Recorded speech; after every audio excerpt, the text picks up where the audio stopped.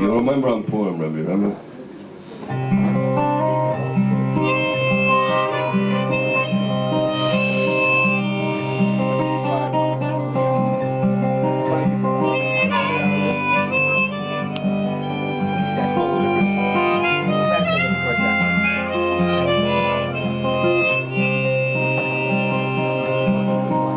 You know, when I met Shlomo Kalibach 20 years ago in Manhattan.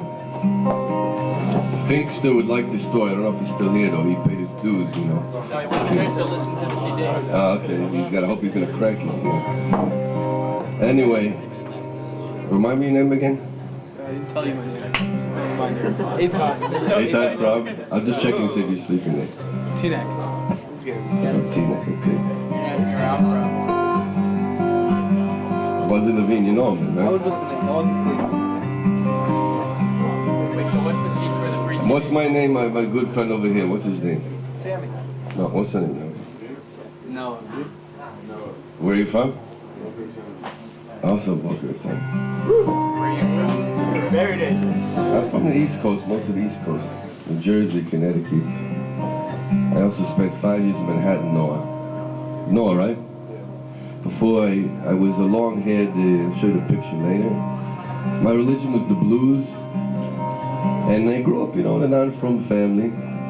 My father, you know, he was a musician, he became a businessman, but I didn't know what Shabbat was, but I knew that Sunday morning I used to wake up and I used to hear my father rolling a whiskey glass with some, ice, and he putting B.B. King on the stereo. It was like 10 in the morning.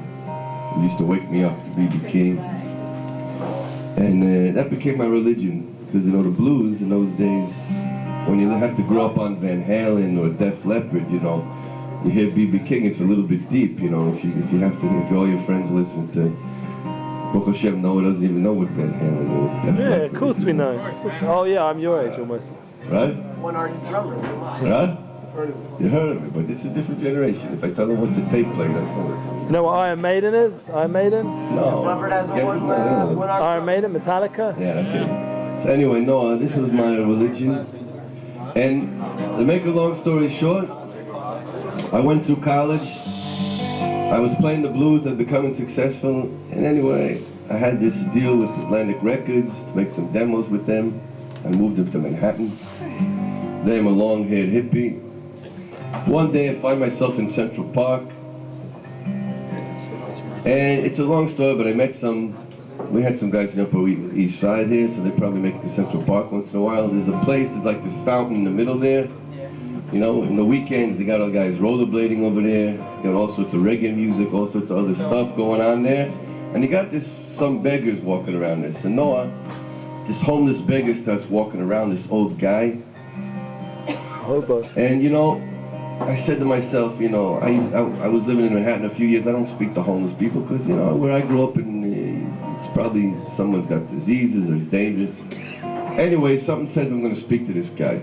Make a long story short, he's a Yid, and he tells me he prays every day.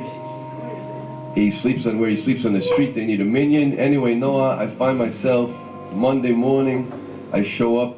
I read the Torah on Monday, and I'm at the Millenary Center Synagogue. There's witnesses to the story because this summer I went back to play there, and the rabbi of the shul was there, and he met the homeless guy, and he hooked me up with Rav Karlibach. 2 weeks later, I found myself playing a show with Rav Karlibach in this Manhattan shul. And I had played with some famous people, but Noah, when he starts singing on the stage, I remember he started singing some stories about the Baal Shem Tov. And he was speaking to the people of Manhattan about the mezuzah. And he was saying, listen, different mitzvahs have different meanings in different places. What he says in Manhattan, the mezuzah is something huge. Because right now we're in this highest holy place together in this sanctuary. In this funny way, he said, we're 3 blocks away from 42nd Street. So he told the Hevrei, when you leave the sanctuary here and you give a kiss to the mezuzah, man, you gotta really put it in your heart and not just put your hand on it.